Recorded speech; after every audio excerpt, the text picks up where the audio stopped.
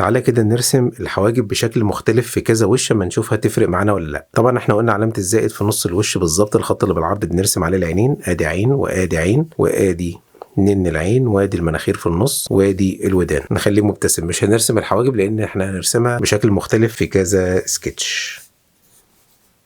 ادي العين وادي العين. طبعا العين انت عارف ان هي عبارة عن كورة، شكل العين بيفرق من عين للتانية بسبب شكل الجفن من بره، لكن في الاصل العين عبارة عن كورة اللي هي الكورة البيضة دي، وفي النص النني الاسود. هنسيب الحواجب،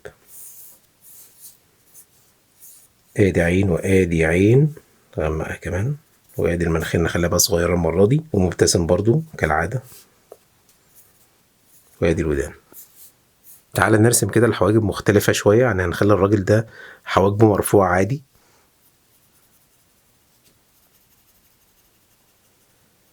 ونخلي الراجل ده حواجبه نازلة على عينيه، نخليها نازلة مش قوس كده بقى، لا يعني ايه، نازلة بشكل 8 كده. تعالى نخلي ده مثلا ايه، له حاجب نازل وحاجب تاني قوس كده مرفوع، فرقت في الشكل تماما. تعالى بقى نشتغل على الشعر.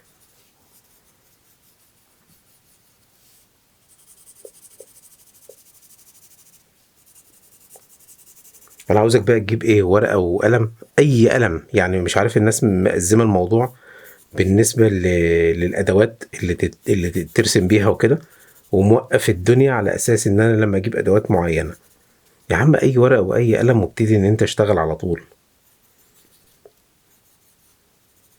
اي ورقة واي قلم، هات ان شاء الله اي ورقة بيضة كده بالشكل ده، وملاها سكتشات تغير فيها من شكل الحواجب. يعني خلي الحواجب دي مثلا إيه نازلة، الحاجب ده مرفوع.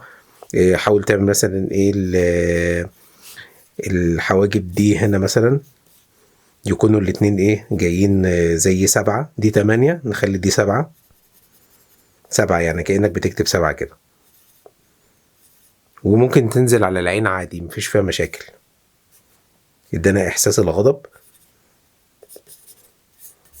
طبعا بالنسبه للانفعالات او تعبيرات الوش، احنا قلنا دايما ان اللي بيفرق ما بين الايه الكلام ده كله الحواجب مع حركه البق كمان. لكن احنا دلوقتي بس بنتكلم عن الحواجب بس. ليه؟ علشان عاوزك وانت بتتمرن يبقى تمرينك مركز، تبقى انت مركز على حركه الحواجب بس.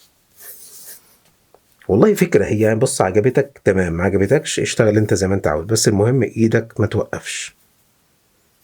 ممكن نخلي الحواجب كده عباره عن شكل بيضاوي، بحيث ان الراجل ده راجل كبير كده مثلا شعره ابيض.